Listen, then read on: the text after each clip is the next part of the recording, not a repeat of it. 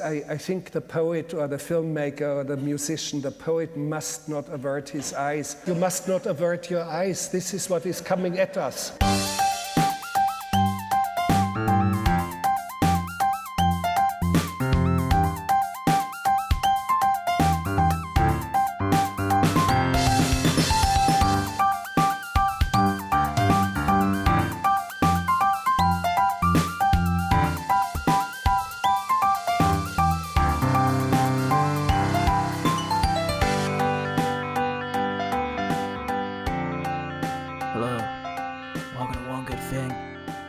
It's just gotta get out there, man, because fear causes hesitation, and hesitation causes your worst fears to come true. It's not tragic to die doing what you love. I'm Paul Goodman. I'm Bodhi, and today we should be discussing Point Break. Only not that one. No, this is the 2015 remake of Kathryn Bigelow's classic 90s homoerotic surf movie, and the first movie in this next recommendations month. Yes, Point Break, the surf one. Yeah. Whoa, dude. Oh, totally. I'm gonna catch the wave. Keanu Reeves, man. Well, that's a better joke than anything we're going to do for the next hour, so let's just get on with it. This film this week was recommended by Nell, who's my girlfriend. She's Australian. Yes. She's a girl. Yes. We met on the farm. The farm. The farm. She was a shoesmith. Ah. And I was a kind of, like this is back in the old country. I was a bit of a farmhand.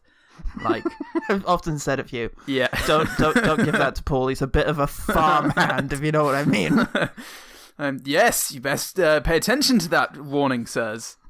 I'm from the old country. She was very impressed by my handing the way you farms, handled that farm. The way I handled farms. The way I lightly fingered farms. Oh God. Not in that way. The archaic meaning of the word fingered. Meaning of fingered. Oh, Margaret, perhaps I might finger that pie. Fuck off, Clarkson. You're trying to take advantage of the fact that this is old, fat, timey times by fingering things.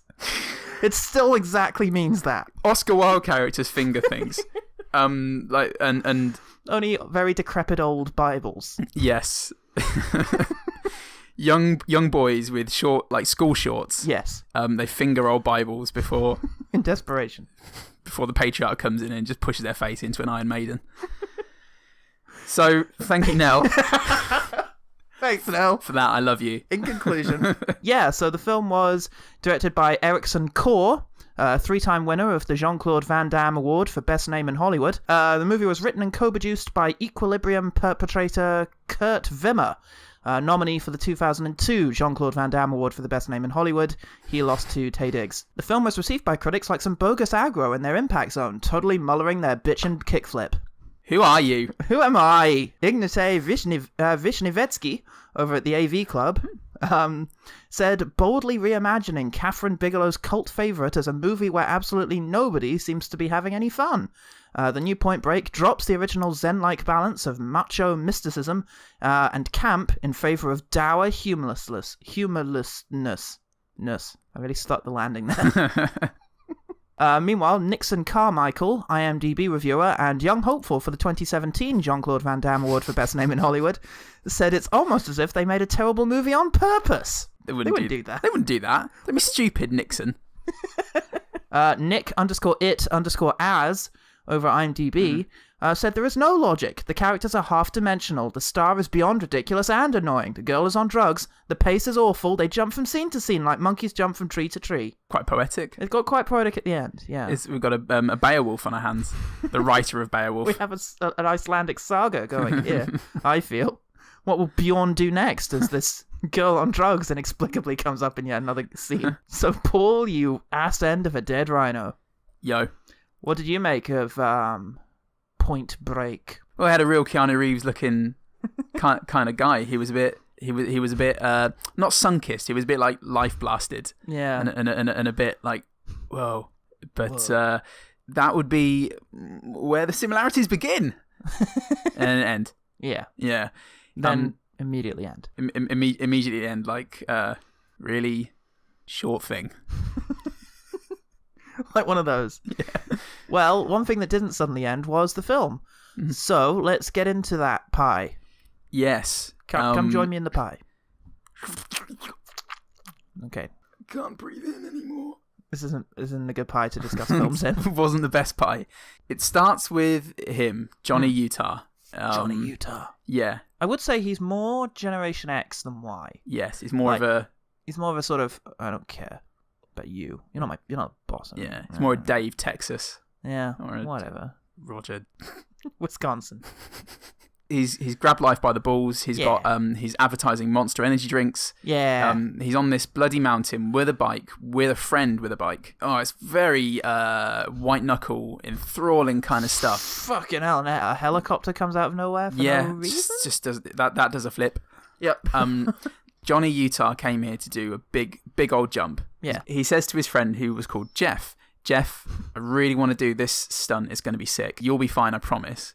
So Johnny Utah makes the jump. He sticks the landing. He does. Jeff does the opposite of stick. He dicks the landing. He dicks the landing and he dies. Yeah, he falls to his death. Yes. Which greatly haunts Johnny Utah. Yeah. And that's sort of a tragic character sometimes when he remembers. Yeah, and that's his extreme sports career over. It's over. Gone with the sponsorship. No more Monster. Nope. He goes from having absolutely no education whatsoever to being a big-time cop. Yes. He goes and gets his GCSEs. Yeah. Does an A-level in big-time copping. In cops. In cops. Yeah. He gets his BA in being a badass. Yeah. And then his MA in being employable by Delroy Lindo. Which he does, luckily. Because it's a very niche course, that one. The gamble really paid off. Yeah, he gets hired by Delroy Lindo to be a big-time secret agent cop guy. Yeah. They are chasing some guys who steal stuff now and then. Yeah. They steal stuff now and then whilst doing extreme sports to get away, such as robbing some diamonds and jumping out a window and parachuting down. They're smart. They're fun-loving, and they've got a sense of humour. Yeah, they have. We've got CCTV of them. They're on the CCTV, right? Like in the bank. Yeah. They've got the president's faces on masks. Mavericks. They've got it's all modern. They've got George W. Bush. And he holds up a little sign in front of the camera that says "Mission accomplished." Like satire. Obama guy who says, "Yes, we can." Fuck yeah. Yes, we can. Yes, that's a slogan had by Barack Obama. Yes, Barack Obama. Barack Obama. I am Barack Obama. And I say, yes, we can.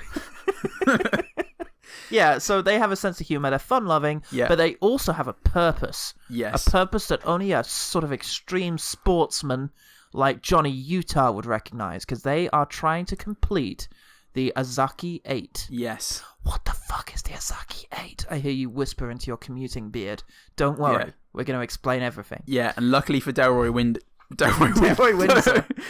Window, an extreme sports star like Johnny Utah came along with this information fully lodged in his little bike brain. He explains what these 8 challenges are. Yeah. There are 8 challenges that you have to complete in order to achieve enlightenment, or not, because giving back, like we do these stunts and then whilst you do it you have to give back, right? But if you didn't do them, you wouldn't have to give back for them. Shut up, says Bodhi. Yeah. Oh, right, radical. Totally. I don't know. I'm Generation X, Johnny Utah. I don't know about it. Yeah, and so he says all of this to Delroy Lindo. Yeah. And he goes, all right then, you better go and meet Ray Winston, who is gonna... the best person to talk to about this extreme sports situation. What's that, you slags? And so he meets not Delroy Lindo. He meets Ray Winston in Biarritz, which is in France. Ooh, lovely. Nice azure ocean, lots of beautiful people dancing on boats and catching big waves, and Ray Winston in the middle of it all going, you fucking slags. I don't like going to the beach unless I know Ray Winston's going to be there. He's got a cheese sandwich with the crust cut off. He's covered in seagulls. Picking at his barnacles. He is the old man of the sea. He rises when the tide is high. And he is the English Gary Busey. He is the English Gary Busey. He's British Busey. Yeah. And so British Busey is meant to go out there to handle him as Utah is going to attempt to go undercover with the extreme sports dudes because they keep robbing stuff now and then when they remember to. They're in the middle of the ocean. Surf some waves. Yeah. Johnny Utah goes to surf out the big wave just at the same time that Bodhi's going out to surf the big wave. And Utah falls off his board. Yeah. And Bodhi is faced with a chance to finish the surf. Thus completing one of the stages of the Azuki 8. One of the 8, and riding a wave that's only going to come around every couple of years. Or I think every couple of lifetimes. I think they say a couple of years. Oh, well, I don't know anything. They don't know. Fucking they don't idiots. know waves. I hate them. Or he can save some fucking guy who's not even Keanu Reeves. And he chooses the latter. Rescues not Keanu Reeves. It beggars belief. It beggars all of the belief. Yeah. He takes him back to his boat. They party a bit. And he's like, hey, you used to be an extreme sports guy. I remember you. I remember seeing you on a cover of Kicks and Tricks. Yeah.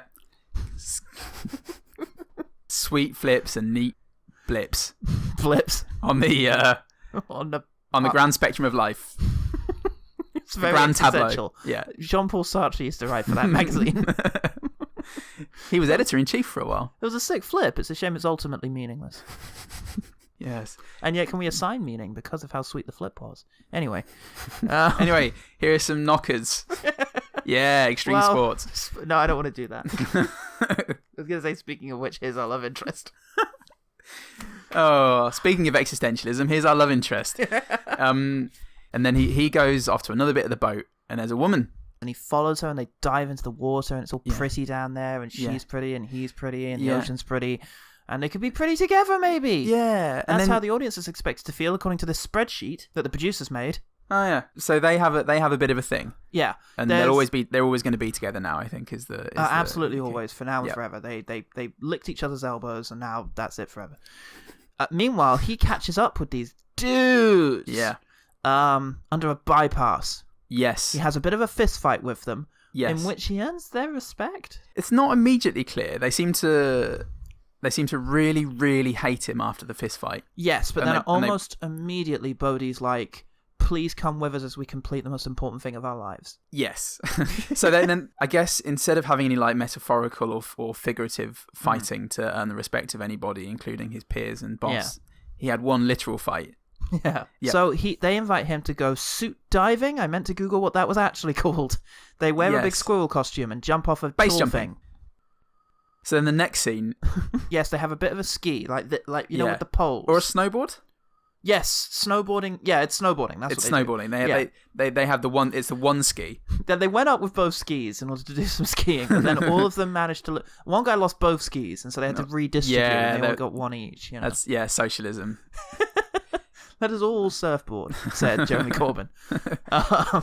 He was there. Unfortunately, during this, one of our beloved characters dies because Johnny Utah decides to do a stupid route. Yeah, like they do it halfway, and he's like, no half measures or something, and then they keep going, and then one of them dies. The lovable, his name was Matt. His name was Ben Snow King. Which is ironic because he sucked. He was the worst skier, and he fell off a thing and died. Yes. And so that was the end of that stunt scene. Yep, they have a little funeral for him. And then a party around the pyre. At the funeral, whilst he's still burning. The next stunt scene... Well, no, before that, Johnny Utah does have sex with that girl. Which is the next stunt scene. That's the stunt scene. Yeah, they have sex whilst zorbing. It's excellent. Oh, and also she tells him all of Bodhi's backstory, which is dull. It's something to do with that guy. We learn more about Ozaki. Yeah, remember the guy who came up with the challenges? Yeah. He wasn't even that interested in doing the challenges. Oh, that's right. It was his thing. All of this is so pointless. Yeah. Stop doing this, everyone. Even Ozaki was just like, you know, it would be great. Like, and then it's like, we got to do it. We got to do exactly what he said. We've got to ride a caravan to Torquay and like get ice cream, just like he said. I just thought it'd be fun, you know. No. Got to find all the crabs in Scarborough and put them in as few buckets as possible. He was the taskmaster. He was just a real dickish person. Get this bowling ball up this hill using only a swan. Right on, man. Right on. He was a dreamer. He was the greatest polyathlete in the world. So much so that he didn't need to actually complete any of them, and he just He put his boat in between Fuck yeah, I forgot about a this. Norwegian fishing boat. Oh, he rode for days to get a Norwegian one. Yeah, that's a long way away. I mean, Ozaki, it could have been anywhere. You know what they're like, these gallivanting types. A Norwegian fishing boat and a hard place. Yeah, and a hard place, and it just smashes his guts apart. Yeah, really traumatizing the crew of that Norwegian fishing boat. What have we done? No. It's what he would have wanted. Hang 10, everyone. Ideas can be powerful. Not as powerful as a whaling ship. Who would you not have sex with after saying something like that? Just everyone on Earth. Yeah. But Ray Winston, unfortunately, wasn't that person, and so he gets very upset. He'd taken pictures on his iPad like an elderly person at an art gallery of Johnny Utah having sex with Samsara, who is the woman's name. Oh, great, wonderful. It's good to get that in at this stage. Yeah. So he confronts him about it and says, "You can't do this anymore, you rotten slag." Yeah. It's like, "I've got it, man. I've got to complete the Ozaki 8. Look, he sounds like a bit of a knob. Are you sure you don't want to just, do some police work?" No way, man. So now, having done a bunch of just sports stuff, they're actually going to do one of their kind of heists, and they're going to shut down a gold mine or just fuck up some gold trucks. They sort of drive kind of slowly in on motorbikes with helmets on, so you can't tell who's who. Yeah. And then eventually, enough of them crash their own motorbikes and get thrown off for them to declare the heist a success. Yes. Bodhi threatens to blow up the whole place, killing the civilians who are around. Johnny Utah doesn't like that idea because there are still civilians around that he kind of likes, and he blows his cover. Says, "FBI, freeze, don't do it." Can't let you do this, Bodhi. Can't let you do this. Can't let you do this, man. Yeah, I mean, he points a gun at him. Bodhi looks back at him and presses the trigger anyway. And that's it. The explosions go off. There's a massive cavalcade avalanche of rocks. Yep. Which Bode and Johnny Uti. Yeah. Johnny Uti and Bode. Janelle Monáe. Janelle Monáe rides away from smartly, completely saving her reputation. Then that scene ends with Bode getting away. The cool bit where Keanu Reeves points his gun in the air. Bit. And he's pointing at him, and he points the gun in the air and goes, "Ah!" And he shoots him. What's really weird is they actually cut to the Catherine Bigelow version of that scene and show Keanu Reeves, who wasn't in the rest of the movie, doing that. Okay, so he's using the intelligence he has. Yeah. Johnny Utah to try and stop them the old-fashioned way by cutting off their money. I mean, shit has hit the fan at this stage with Johnny Utah. Ray Winston has deemed him a slag, and Delroy Lindo is in on it now to deliver the only useful bit of audience surrogacy in the film, which was something along the lines of, "What the hell does that mean? What the hell does that even mean? What does this mean? What does this even mean?" And what the fuck are you talking about, Ozaki 8? So they're going to rob a bank in order to get some money to pay for their deeds. Yes. A bank, they say. That should be easy. Not this bank. It's on the top of a mountain. Yes. Why? Anyway. Yep. There's a big shootout. There's a big shootout where someone dies? Yeah. I think it's just Bodhi now, right? It's Bodhi. That's it. It's Bodhi and someone else, another thief. Yes. And they run away, and they end up on a ski lift, and they have a Man with a Golden Gun style... No, Moonraker, sorry. They have a Moonraker style... Sorry.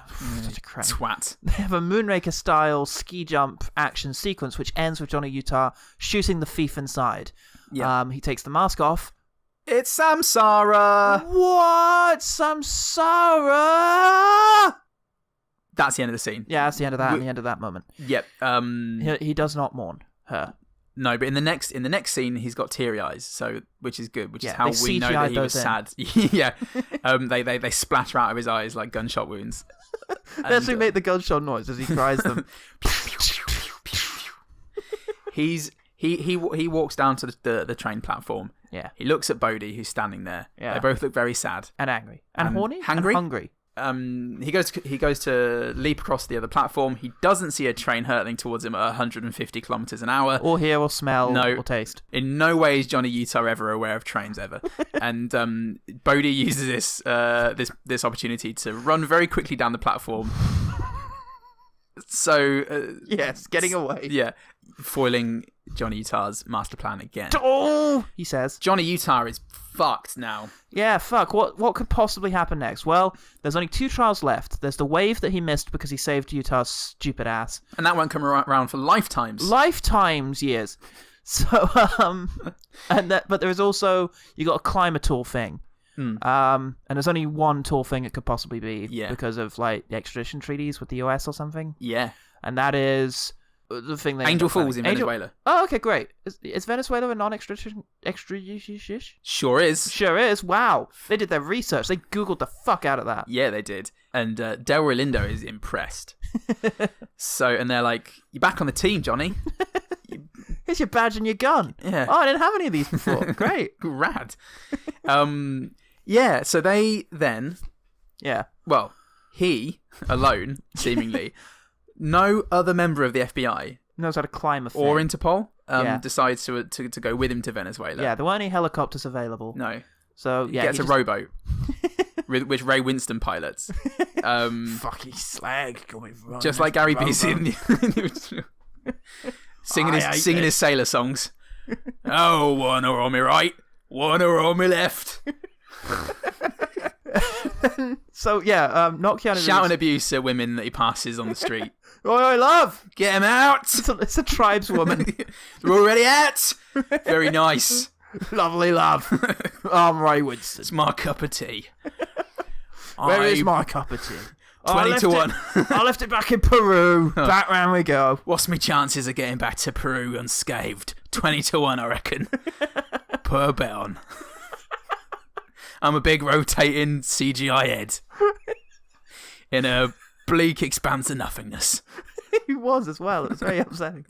So they get to the top of the river, Apocalypse Now style. Yeah. And it's exactly that. It's exactly like that. And Johnny Utah climbs the mountain, gets to the top, and they're both there, and they're like, "You gotta stop running, man." Yeah. I never stop running. What, after these 6 stunts? No. I'm gonna do one more. And he just... And, oh, sorry. Yes, there were 3 stunts left. Sorry. There was the wave he missed because he saved Johnny Utah's stupid ass. Yeah. There's the big climby thing you've got to do. Yeah. And there's an act of ultimate trust. Yes. What does that entail? Well, who knows? But I'm sure it'll be resolved later probably. by the plot. He jumps, so Bodhi jumps off the top of this fucking mountain. Yep. Falling ostensibly to his death in the falls below. Mm-hmm. Johnny Utah dives after him. Yep. They both go down. And when he reemerges, British Busey's there. And he says, "What the fuck was that all about?" And he says, "It's the act of ultimate trust. He figured it out. He trusted that... I guess he trusted he would be okay. He jumped off a very, very tall thing and just trusted to be alive." Which is a pretty dumb act of trust. I genuinely think that the film was going for trust in each other. I But just think how? that I think on this occasion, they missed the landing. Here's the thing.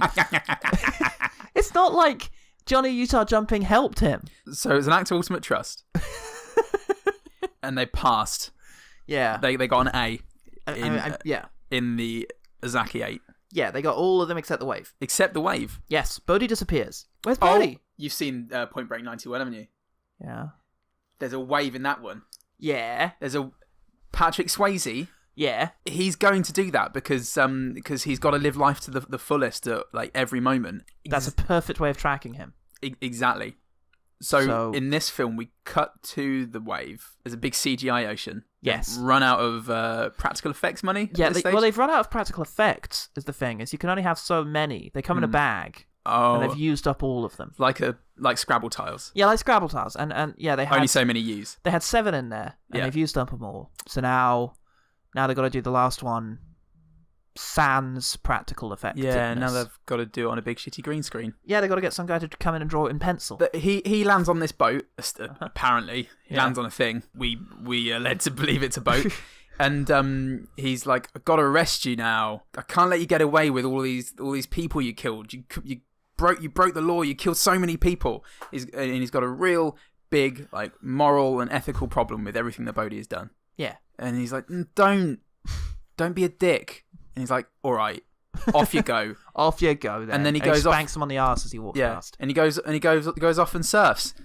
And that's the end. Not quite. We then cut back to reveal that Johnny Utah has in fact returned to his extreme sports lifestyle and is gonna, I think he snowboards or does one of the stunts again, right at the end. He does a big snowboard, I think. Yeah, he does a big snowball. He does a huge amount of drugs, dies on the sofa at the end. It's wonderful. So This is, as we've saucily alluded to a couple of times, a remake of Catherine Bigelow's excellent 90s heist movie, Point Break. Yeah. It's called something else. Broken Point. Broken Point. Yeah. Point Breakers. Which is about a guy, he's an FBI agent, he's very straight. Yeah. He's a very boring kind of dude, but he's younger than Gary Busey, and by pure merit of that, as are most people, but he's the only one who's around, he is asked to infiltrate a surf gang who are also robbing banks to pay for their surfer lifestyle. Yes. There's spirituality in there, but it's very understated. It's just about live life without compromise. Yeah. They want to surf. They fucking love surfing. And so, fuck it. We're just going to do that. And if nobody wants to pay us for it, we'll just take money to do it. It's very obvious in his presence because they didn't make too much of a thing of it. They didn't have fucking monologues about the spirituality of it and the need to... One thing is, they seem to... rather determined in the new one to make them into Robin Hood-style characters. Yes. But they give back only what they take.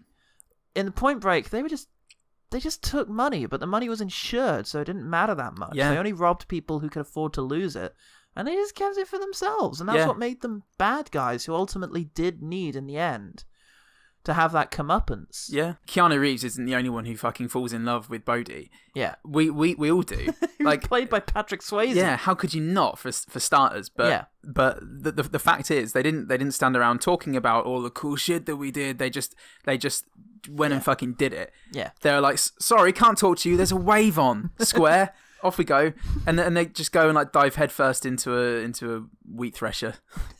Because it just gave them thrills. They go skidding down a concrete street and they do their shins in. It's just what they love it. Love it. Gravel all in their knees, just in time to go home because Mum's making beans and fish fingers. What have you done to your legs? Love it, Mum. But in this film, they're doing all this cool shit. Like there's one scene at the beginning, near the beginning of the film, where they steal whole palletfuls of money. Oh yeah. And they sort of cut the restraints and they fall out the back of these planes. Yeah. And they skydive after them and they latch onto the thing and they cut the straps loose, sending millions or like hundreds of thousands of dollars. Millions. It's got to be millions. Yeah. There's a lot. Millions of hundreds of $1 quid. notes. Yeah. Into the sky. Yeah. Which for one thing looks fucking cool. It looks really great good because it was a real thing. They were actually falling, and I don't care how good your particle creation is, how good your particle animation. Yeah. You'll never beat fucking doing that shit for real. And this looked great when the money just goes flying. Yeah. Beautiful. But then they'd do cinema death by just drawing attention to it in the narrative. There's no, I mean, every so often a character will go, woo, or something, but none of them are funny. Yeah. None of them are, like, guys you would want to hang around with. Bodhi in particular looks like a douchebag. Osaki spoke of balance. It is not about risking our lives for personal gain. It is about becoming part of something that is much greater than ourselves. Oh, it's real. It's absolutely real. Everything moves in cycles. So twice a century, the ocean lets us know just how small we really are. He just, it's the same as Jesus. He doesn't look like he'd be great fun to like hang around with, in spite of how much fish and bread you get. Like all three, like all members of that group, they look like 1/3 of Matthias Schoenertz. You know, the guy from Bigger Splash. Oh yeah. Yeah. Oh, I love that guy. They look like they've taken from him, like extracted from him, and he's gone through a prison. Like in the original movie, you know, Bodhisattva. There's this whole like Eastern spirituality thing there. Yeah. He's very cool all the fucking time. In this one, there's no time to be cool because we've got to go to a fight club and have a fist fight to prove ourselves. And then, like whenever they're not doing that or having like giving their talk on the Chartists and how they influence their approach to living life to the max. Yeah, they're just doing these six stunt scenes. Yeah, but without any of that cool like group dynamic or interaction. There's no we're the ex-presidents and you know we've been stealing from you for long enough and this so a little bit more won't make a difference. Getting into the theatricality of it. Yeah, it is that case. Yeah, they're I mean, the group, the characters in the original, they were very broad. It was just, this is the fun one, this is the serious one, and this is the one who's Patrick Swayze. That's enough. It's enough. It's all you needed. Here, they're just all so dull. Yeah. To the point where we genuinely had trouble keeping track of which ones were still alive. And we're meant to feel really bad about the fact that Johnny Utah's big choice. And that's the other thing. We've got to talk about Johnny Utah here. He's carrying a lot of guilt here. He has caused 3 people to die. His partner at the beginning, that guy, and then he shot that chick. He took lives. I get nothing off him in the ending of this movie. He's learned to come to terms with his grief. Should you have? Yeah. You've killed these people, basically. But I think this film's made that fatal error of grief makes you deep. Yeah, it doesn't break you. It like characterizes you. It's very tricky to have a brooding character because you need to show the brooding character, but have the audience know why they're brooding. With him, he just sort of, I don't know, look off the edge of a ship and look sad, and it's like we're left to infer, oh, he's probably thinking about one of the people he's murdered. But like, okay, there were 2 movies that I love for handling grief. One of them is Rabbit Hole, which is just so fucking painful for the way in which little details keep coming back to haunt the 2 parents who have lost their child. Yeah. The other was Memento. Sorry? I was going to anticipate your answer, and I got it wrong. Okay, Manchester by the Sea. Oh, yeah, that's that too. Definitely. Continue. Manchester by the Sea is a wonderful film for dealing with grief, because again, you can just see how hollow Casey Affleck is. The other one I was going to mention was Memento, just because of the way in which, the way in which, what's the main guy's name? Leonard's wife just continues to haunt him for all the little things, and just the way in which Nolan's able to give a sense of the relationship he's lost, even though we never actually see her alive, back on screen. Yeah. These movies know how to deal with grief and have sort of specters in our character's past. Maybe they're trying to justify that the reason this particular Johnny Utah is such a bad actor is because he's just broken by grief, but that doesn't quite sell it. And again, it's just so difficult to care for a character when there's no character moments. No. It feels like rich twats on their holidays is the thing. Yeah. They keep bumping into people on their fucking yacht parties. In the original, they lived in huts. Yeah. They lived in huts, probably in a big pile of each other. They don't own a t-shirt between them. No, they share the one t-shirt. And it's just, there's a more cozy feel to them.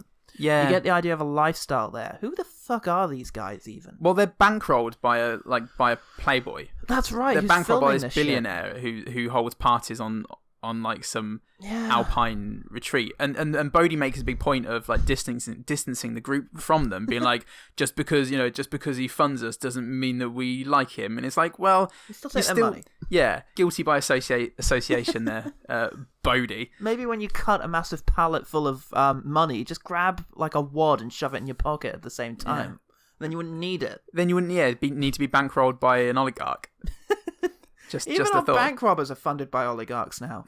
First Waterstones, now this. Ooh, it's like that film Killing Them Softly. I love that film. So cynical. Point Break 2015 is great. Oh, it's amazing. Oh, we're wrong, everyone. Oh, I love James Gandolfini in it. His stunts were the best. But watch this, you piece of shit. Just a note on Keanu Reeves, then. He can't act, really. Not really. Come on, it's Keanu Reeves. This planet is dying. The human race is killing it. He burned my house down. It was free pizza! Free fucking pizza! Any news from Transylvania? He's the best actor of our generation. He's not the most emotive or effusive of guys, is he? No. He does show a fair amount of juice in Point Break. Yeah, he gets angry a lot, and he's kind of impatient, and there's like an urgency to him. Yeah. No, let me make it clear. I fucking love Keanu Reeves. Absolutely. I adore the man. He's in so many of my favorite movies. He's in The Matrix. He's in Speed. He's in Point Break, and he's in John Wick. Yeah. I fucking love the guy. He's fantastic. He's not a great actor. He's not also got quite that action movie charisma that guys like Sly Stallone and like Arnold Schwarzenegger, who again couldn't really act, but they'll smile at you and you'll feel things inside of you that you don't really want to talk about too much, except, you know, right? Oh, I know. Yeah. Oh, good. Yeah. He's not got that going on really, but there's something amusing about him. Something very funny. It's like Cypher says, it's those puppy dog eyes. It's the puppy dog eyes. There's an innocence to him. He's gorgeous, he's innocent, he's lovely. Yeah. You never lose track of the fact that he's a lovely guy. Yeah. Even as John Wick. I don't know. I love Keanu. Yeah. There's something very hard to describe, evidently very hard to describe about his charm. But there is a lot of it. There is. This guy? It's just... Sorry, I was just thinking about him. They just didn't write a character that played to his strengths, whatever they were, I think. Yeah. Whatever those strengths were. I don't think we needed a deeper, darker Utah. I think just a nice guy, a perfectly straight arrow. Yeah. Who gets adopted into a lifestyle he never knew existed and fucking loves it. Yeah. And then finds himself torn between his sort of stuffed shirt sense of what's right and wrong. And he just can't take it. He can't take that dichotomy. And we're torn with him because we see how fun Bodhi and his gang are, but we see how wrong they are as well. Yes. And we're torn too. And that's really the dichotomy that is needed here. That's what Catherine Bigelow sort of played upon. This is why I wondered, should they have even bothered making a Point Break movie? Terry Pratchett said if there was only one, if you could only tell one story about a time machine, what would come of that? He said it a lot better than I just bowdlerized it. But you could have had another extreme sports movie, and you could have made it your own instead of like taking a story that everybody loves. Where if you didn't want to do the free spirit thing, which is really the heart of the movie, which is what makes it such a wonderful film. Yeah. Could have been an extreme sports guy with a dark past who meets a bunch of guys who are thrill seekers, and then he has some sort of personal revolution. Yeah, and revelation, and you're still going to have to get rid of all of that theory. Yeah, the bag. Yeah. But they could have done something good with it, or they could have made a documentary about thrill seekers, which I would have really enjoyed watching. Yeah, sure. It just kind of lost all the magic, and it's such a shame because the practical effects were great. They were, the stunting. To his credit, I mean, so many stunts. There were people like skydiving through holes in the ground. That was particularly beautiful. Unfortunately, a lot of these action sequences are poorly edited, and the camera angles picked sometimes show off how great and gorgeous the environment is, sometimes don't, by shooting upwards at them. Yeah. And again, just completely, we rewatched the initial skydiving sequence from Point Break. God, yeah. And they're having so much fun. And it's actually Patrick Swayze up there. Yeah. And he's fucking loving it. Yeah, we see his face, so we can relate to him. They're all cheering and whooping. It doesn't matter that you can't actually hear people when you're skydiving like that. Yeah. But then it cuts to Keanu Reeves on just like on a big fan. In a studio, and he's just going, "Oh my god, this is amazing!" and it's nerdy. It's really geeky. It's like like an uptight guy just having the time of his life, and it doesn't matter that it's obviously fake, because you're just going along with it. You love it, but there's no fun in these skydiving scenes. No. The rock climbing at the end and Angel Falls. Oh, that was great. They're climbing without. I mean, I don't know quite how high up they were when they were being filmed and whether they had any safety ropes or not. But there were a couple of shots that let you know how high they were. Yeah, and they're hanging away just by their hands. There's it was one of the few times we had a sense of peril. Sure. And scale. Yeah. But for the most part, we just didn't get to see them having any fun with this. Yeah, absolutely. They were just doing it for some academic reason. They were like researchers. Yeah.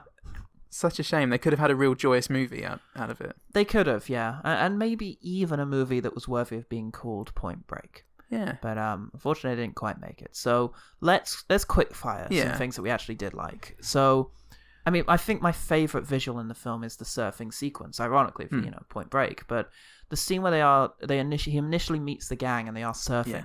It's so gorgeous and amazing. Like I found myself sort of verbally expressing how incredible this was. Just like this massive wave, this real huge wave, sort of crashing, and people just surfing through this tight tunnel of clear aqua blue. Fuck me, that was gorgeous. One particular moment in the rock climbing scene for me, there's a good bit of fingering. When they're struggling to get up this rock face, the longest free running waterfall in the world, and like sort of scrabbling for purchase, you would then get a close up. It's Utah's hands, isn't it? Yeah. His index finger slots into like a nook. Yeah. In the wall, this tiny nook, and you hear the skin scrape. Yeah. As it goes in, and it just there's something so real about that. Yeah, it's visceral. It's relatable. Yeah. You can think, fuck, I'm glad I'm not doing that. Yeah. You really just get a sense of how vulnerable they are. Yeah. It's excellent. Absolutely. There's a scene where British Busey, Ray Winston, is sat in a car waiting for Johnny Utah to give him a good telling off. And when he gets to the car... Good seeing too. Yeah. They sort of whisper. You know, it's kind of like, I don't know what you're playing at, but you're playing a pretty dangerous game. That's what you're playing at, a dangerous game. I know where your mum lives. I'm going to tell your dad on you. But just him whispering in a dark car with like a bin fire nearby reminded me of like some better British thriller, like a proper British gangster movie. Yeah, actually, I did also note that the first time that Ray Winston had more than one line in succession, he was a force. Now, I'm sorry if this particular locale lacks the glamour you're accustomed to because there's no drugs or naked girls shaking their asses, but that's why we stayed down here all night. I have one more. Yeah. I mean, a lot of the stuff I loved were just little shots, like the scene where a boulder falls off the top of the cliff and sort of smashes on the truck. Looked great. Like, it was like, oh shit, that looks dangerous, get out of there. Then it was a massive CGI rock fall, and it's like, oh, who cares? The bit where Bodhi jumps off the cliff, Utah jumps after him, and he sort of ragdolls once he gets over the cliff. Like, his legs kind of fly up, and he's like spinning, and it was like, holy shit, that was a guy there doing that. Yeah. That was awesome. I think my last like big thing would be near the end. Bodhi says to Utah, I knew you were a cop. And it's like, why did you keep me here then? Because I thought I could save you. And I liked that. That's a good twist. Like, okay, he kept around because he thought he might be able to turn him over to the gang. Yeah. That's neat. But still, we didn't have that great heartbreak moment where Patrick Swayze sees Utah and knows that he's a cop. Yeah. You know, and they have eye contact for a while, and it's the ultimate betrayal because I don't know if we leaned heavily enough into this. The original movie is a love story between Johnny Utah and Bodhi. It totally is, and it's beautiful for that. The unashamed homoeroticism of it is wonderful, and it's just not at all in this one. No. So consequently, you don't have that sort of connection between the characters as well. No, and it makes the ending where he finally lets him go surf kind of nonsensical. It's meaningless. Yeah, exactly, because what do you owe him exactly? Yeah. Yeah. He's responsible for some of the worst moments of your life. Yeah.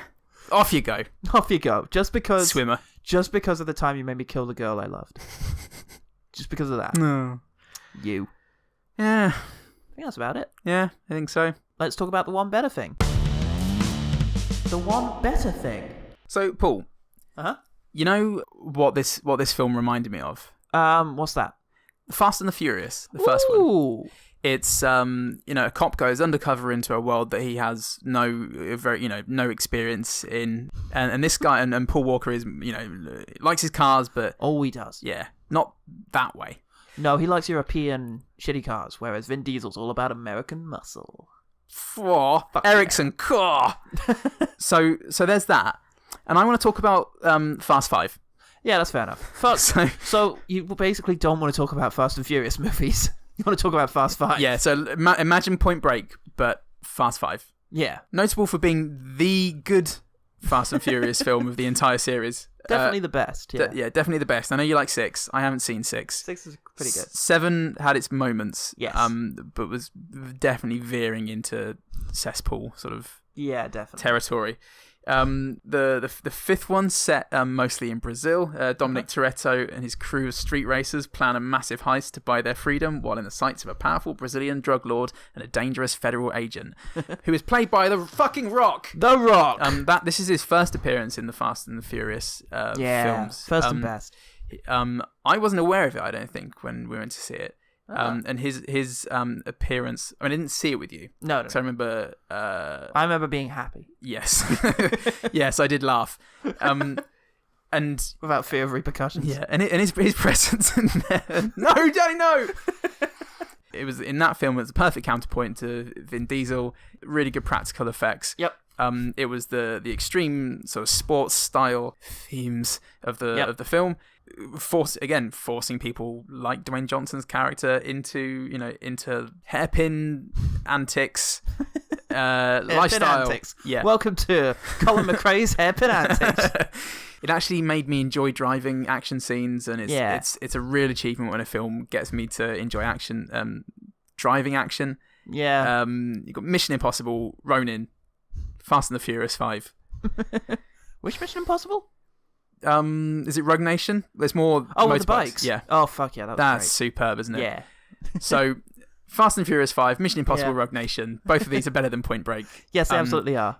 Fast and the Furious 5 is very entertaining. They get minimal shots of ladies' bottoms. Well, yeah, there's only actually one gratuitous drag race sequence. The bane of the Fast and Furious movies for me is that there's always one fucking sequence, at least one, where it's like they have to do an establishing shot of the street race, and there's lots of spinning rims and women's asses and sort of like gratuitous shots of sort of going back and forth between cars and women as if they were interchangeable. Yes, there's always a scene that makes me wish that I wasn't there. Yes, in the first one, Enjoying I think it happens. In the first movie, I think it's every other scene. In the fifth one, it happens just the once, and it's almost like an afterthought. Yeah, I don't have one. Okay, and that was the one better thing. The one better thing. Okay, thank you for listening to One Good Thing. We are on Twitter. Did you know? I'd heard a rumor on Facebook.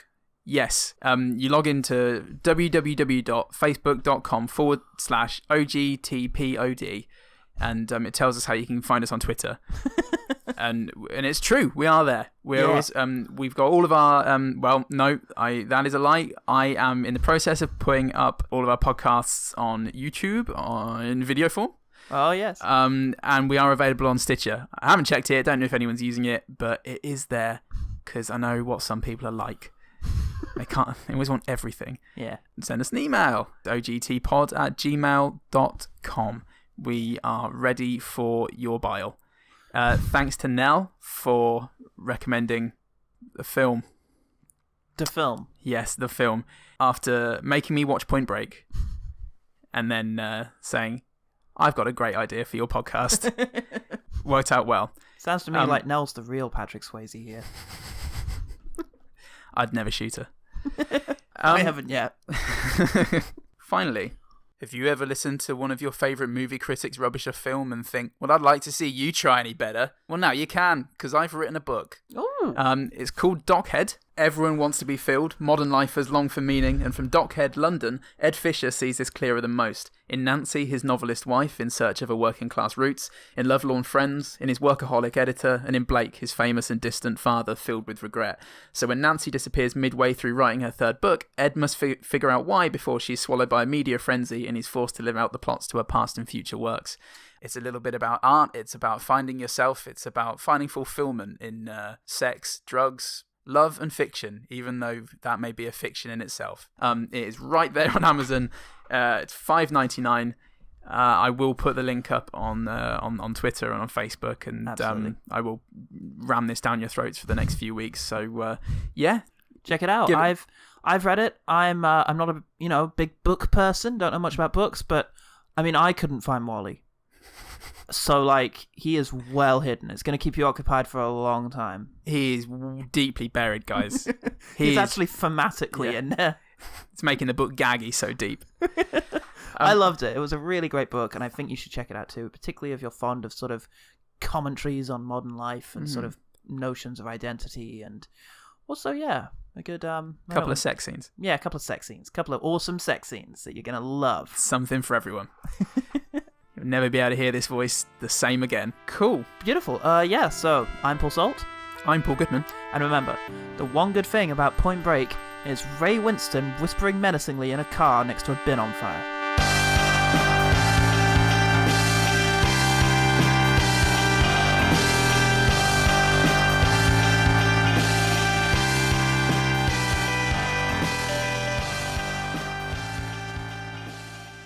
What the hell does that mean? What the hell does that even mean?